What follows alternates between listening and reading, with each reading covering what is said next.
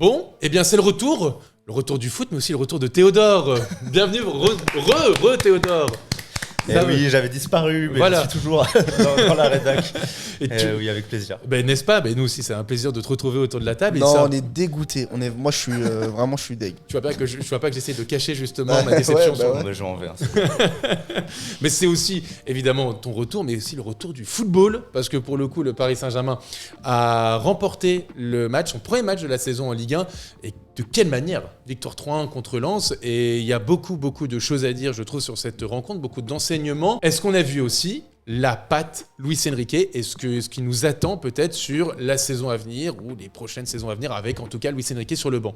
Oui, complètement. Pour moi, de toute façon, la patte Luis Enrique, on l'a vu dès le début de la saison. Seulement, il manquait des joueurs créatifs pour prendre vraiment notre pied devant ces matchs et pour avoir des résultats, tout simplement.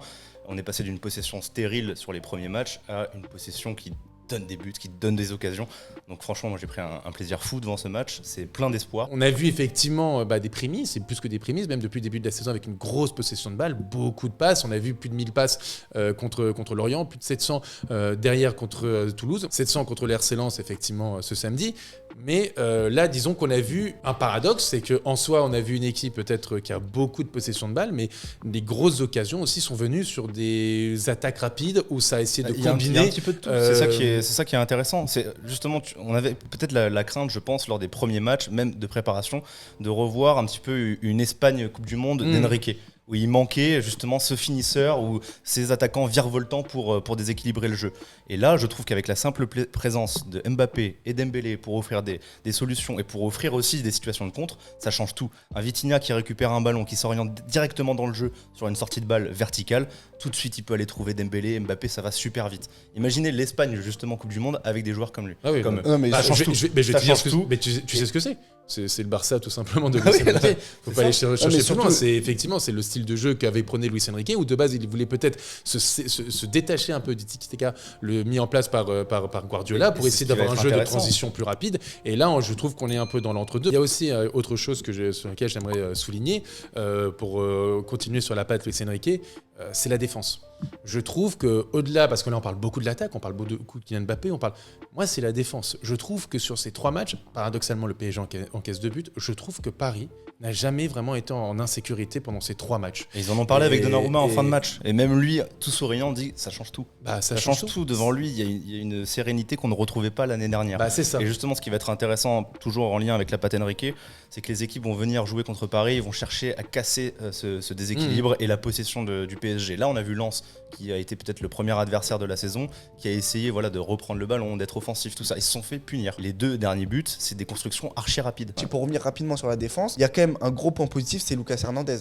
Depuis le début de la saison, il nous montre qu'il est solide. Mais tous, tous. Non, pas tous. Non, mais ce que je veux dire, c'est que je suis désolé. Défensivement, Hakimi sur le but, c'est peut-être le point faible de l'équipe aujourd'hui. Alors, je suis persuadé que c'est peut-être mais il apporte. Alors offensivement, par contre, il apporte. Il apporte beaucoup, c'est vrai. Il amène. Et au niveau des efforts aussi. Au niveau des efforts, mais c'est vrai que défensivement, et c'est bien que tu en parles de Lucas Hernandez, mais à la limite, d'abord parlons un peu globalement sur la défense. Je trouve que, par exemple, Lens, hormis des frappes de loin, n'ont jamais vraiment eu de grosses occasions. Tu as une telle maîtrise, je trouve, dans le jeu et derrière dans le contre-pressing qui est intéressant, qui fait que en fait. C'est compliqué pour les adversaires, je trouve, de se créer des situations. Et les années précédentes, Paris subissait énormément sur les centres. Et quels que soient les adversaires. Archi vulnérable. Là, j'ai encore une situation en tête où tu as un centre et c'est directement coupé par Lucas Hernandez. Je trouve qu'il apporte aussi un équilibre par rapport aussi. On en parlait à Hakimi qui va vraiment devant. Et on pourra, je pense, se poser la question lors du retour de Nuno Mendes, comment ça va se passer aussi. Mais ça s'appelle être un grand club. Ça s'appelle la concurrence. Et la concurrence. C'est mon plus grand plaisir. Parce que si on passe de Nuno Mendes à Bernat dès qu'il est blessé, c'est pas pareil. Et puis Lucas Hernandez, on en parlait dans un talk. Et moi, je le disais, je m'en rappelle. Sur un terrain, je suis désolé de le dire.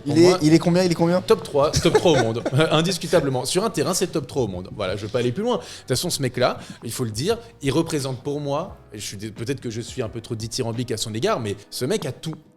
Il a tout. Je suis désolé, c'est un leader. À un moment, Donnarumma, au deuxième mi-temps, il demande la balle, le Hernandez demande la balle. Donnarumma, il assiste plusieurs fois. Donnarumma lui donne pas. Et la balle part en touche, pas tout quoi. Hernandez arrive, va le voir, il harangue et il va l'engueuler. Mais je te jure, mais en fait, c'est un leader. Ce mec, c'est un leader. Il a une grinta pas possible sur un terrain. C'est un super défenseur. C'est un mec qui peut apporter offensivement comme défensivement. C'est un mec qui est propre techniquement. Enfin, franchement, je trouve que c'est un coup. Mais on en parlera d'un autre super coup, visiblement, du mercato. Mais il y a quand même une autre question. Il y a une autre question qui se pose, et c'est Théo qui en parlait il y a quelques secondes. Qu'est-ce qui va se passer quand Nuno Mendes va revenir ? Est-ce que Hakimi, qui est quand même moins bon ces derniers temps, même si je trouvais que face à Lorient il avait fait un bon match, est-ce que Nuno va pas prendre sa place tout simplement sur le côté droit et Hernandez rester à gauche parce qu'il est tellement performant que c'est difficile de le sortir. Avec les joueurs sur leur mauvais pied, mais il y a aussi Mukele qui rentrera dans la discussion lors de son retour. Ça fait un moment. L'année dernière on se plaignait de cette défense, on se disait regarde, Kimpembe est blessé, c'est bon, c'est fini, t'as déjà plus de rotation possible, c'est mort. Là aujourd'hui on en vient à se dire est-ce qu'on peut pas mettre Hakimi sur le banc ? Donc là il y a quand même un step qui est passé quand même très clair côté Paris Saint-Germain, et franchement ça fait plaisir de voir qu'il y a de la purée de concurrence. Ça pour le secteur défensif, je suis d'accord avec vous. C'est exactement ce qu'on cherchait déjà l'année dernière, lors de l'été dernier, où on avait fait une fixette sur Skriniar, on n'avait pas prévu le plan B. Et on s'est retrouvé avec en plus une défense à 3, donc il fallait beaucoup de défenseurs centraux l'année dernière. Dès qu'il y avait une blessure, comme tu le disais, il n'y avait personne derrière. Là, ok, on a rectifié ça, mais au milieu de terrain.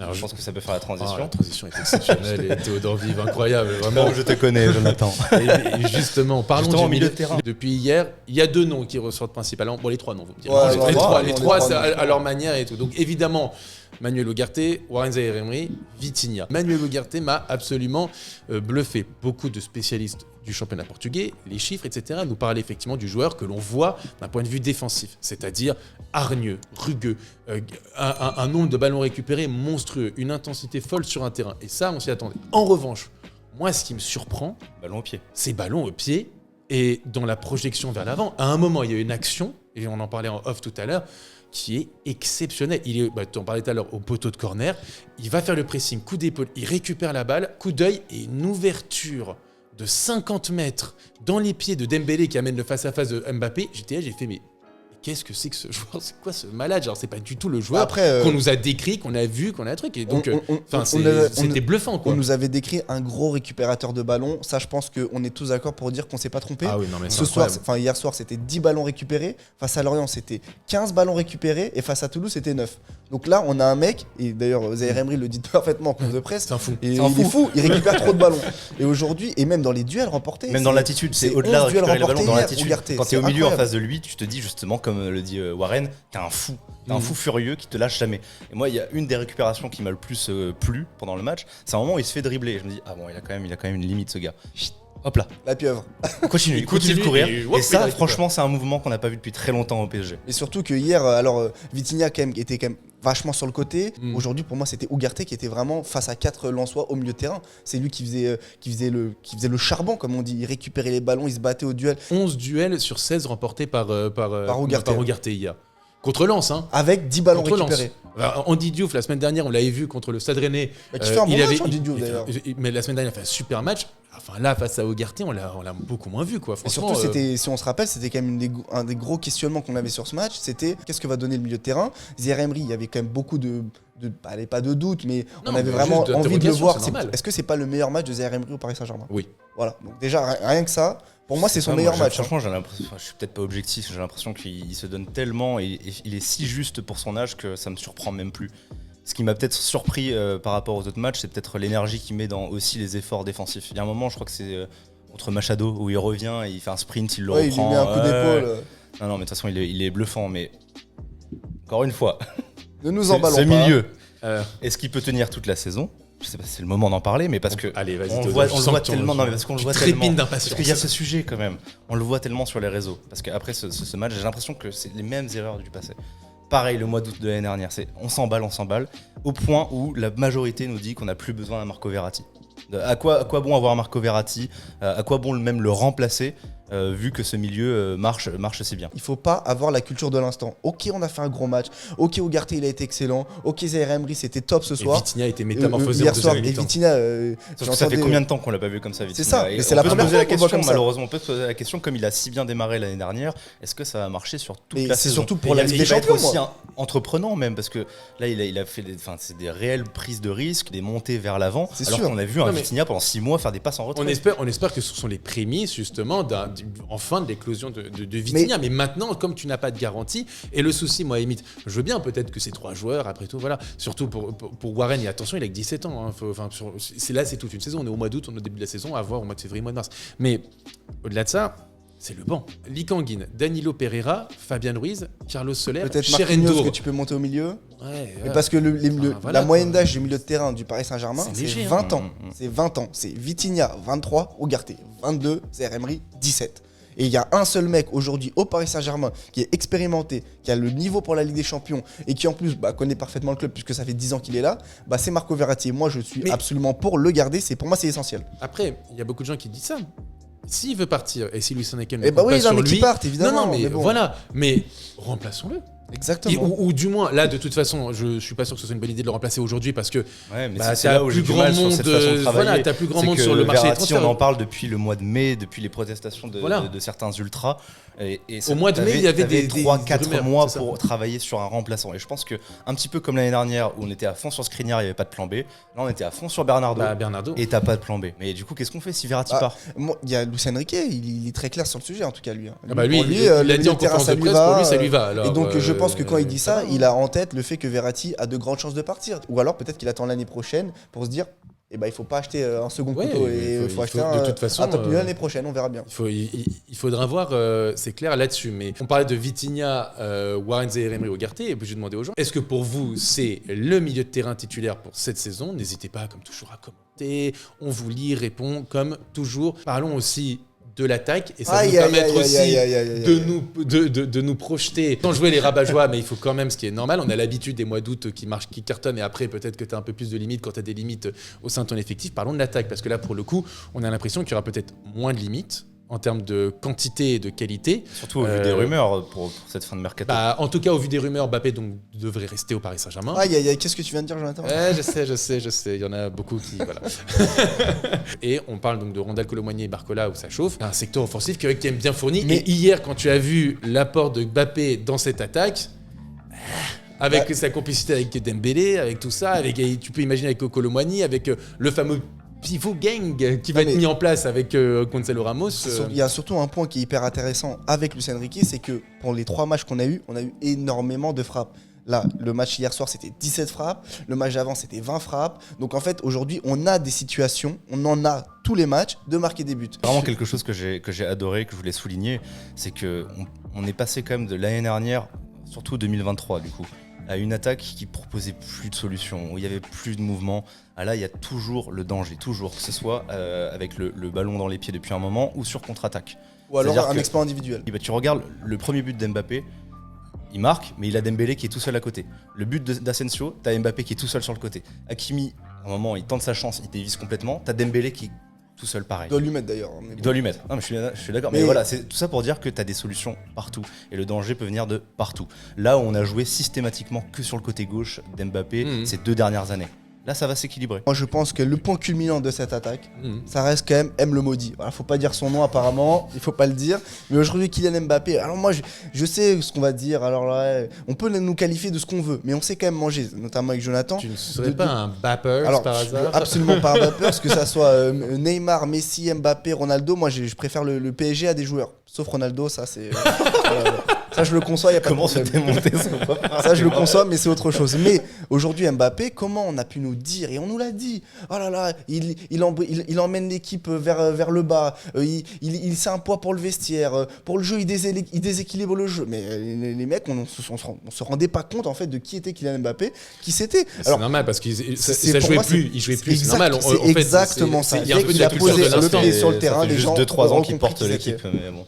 C'est un peu entre guillemets de la culture de l'instant, c'est-à-dire que comme on le voit plus jouer, on se dit qu'en fait il est plus aussi efficace. Et donc, comme pour Verratti, voilà. Dans le débat de tout à l'heure, tu le vois plus jouer, tu te dis que Vitinha n'a rien à envier à Verratti. Mbappé aujourd'hui avec Luis Enrique, pour moi c'est le combo parfait parce que tu as enfin un coach qui comprend les grands joueurs. Et je suis désolé, mais Galtier ne comprenait pas comment marchait un grand joueur parce que c'est pas en les moussant comme il faisait en conf de presse en disant Né c'est le meilleur, Messi c'est le meilleur, Mbappé il est incroyable. C'est pas comme ça que ça marche les grands joueurs. Les grands joueurs marchent à l'ego, il faut les piquer. Et aujourd'hui Luis Enrique, il le pique pour la tournée asiatique. Il n'a pas peur de se mouiller. Voilà, il n'a pas peur. Première conférence de presse, on lui demande est-ce que Neymar va être un joueur clé de votre équipe? Pas parlé. Pas un mot sur Mbappé. Je l'ai pas vu, je l'ai pas parlé, machin. Pas un mot sur Mbappé. Et je vais vous poser la dernière question. Est-ce que pour vous, ce PSG-là, avec peut-être des arrivées et quelques départs, malgré tout, est-ce que ce PSG-là peut faire mal cette saison ? Est-ce qu'il peut faire mal ? Ça va être conditionné, encore une fois, à cette dernière semaine décisive de Mercato pour moi. On le voit rien qu'avec l'entrée de Fabian Ruiz en fin de match. Peut-être que c'est pour provoquer, pour envoyer aussi un message à la direction.